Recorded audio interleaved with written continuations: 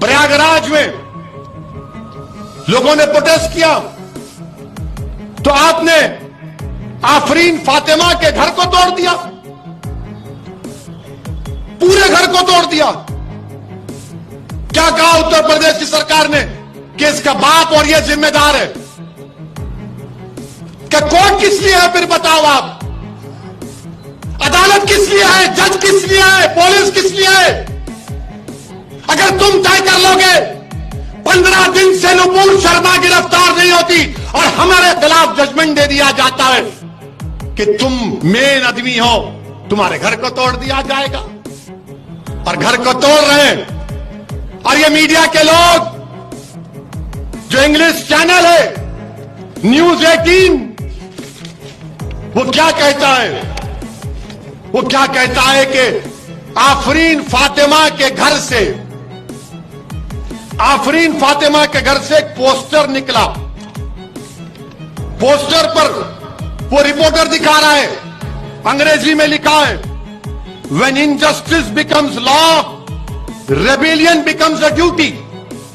उसका माने यह है कि जब नाइंसाफी एक कानून बन जाता है तो उसके खिलाफ एहतजाज करना सबकी जिम्मेदारी बनती है। यह थॉमस जेफरसन अमेरिका का सदर ने कहा था। और ये रिपोर्टर का इसके घर से ये निकला, ये निकला। क्या कोई बम बनाने का सीक्रेट निकला? क्या कोका कोला का फार्मूला निकला?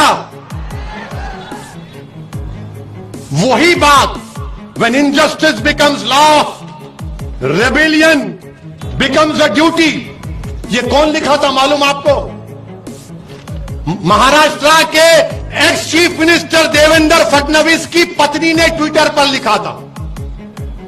तुम तोड़ोगे घर जाकर फडणवीस का? हमारा घर तोड़ दिया तुमने। तुम कौन होते अगर उसने किया? आफरीन फातिमा के बाप ने किया तो कोर्ट में चलाओ ना केस, सजा दिलाओ उसको, जेल में डालो, कोर्ट में कन्विक्ट कराओ। क्या उत्तर प्रदेश का मुख्यमंत्री उत्तर प्रदेश का चीफ जस्टिस बन चुका है कि वो फैसला करेगा कि किसका घर तोड़ दिया जाए? अगर आफरीन फातिमा के बाप को सजा भी होगी तो घर कैसा तोड़ते हैं आप? मुझे सजा होगी तो मेरा घर कैसा तोड़ेंगे आप? मुझे सजा होगी ना, मेरे घर को तो नहीं तोड़ा जा सकता। सारी दुनिया के सामने आपने उस बच्ची के घर को तोड़ा, बुलडोजर लगाकर तुमने। आफरीन फातिमा के घर को नहीं तोड़ा, तुमने भारत के रूल ऑफ लॉ पर बुलडोजर चला दिया। तुमने भारत की बुनियादों को कमजोर करने का काम किया। बताओ देश के प्रधानमंत्री, ये नफरत नहीं है तो क्या है? बताओ आप।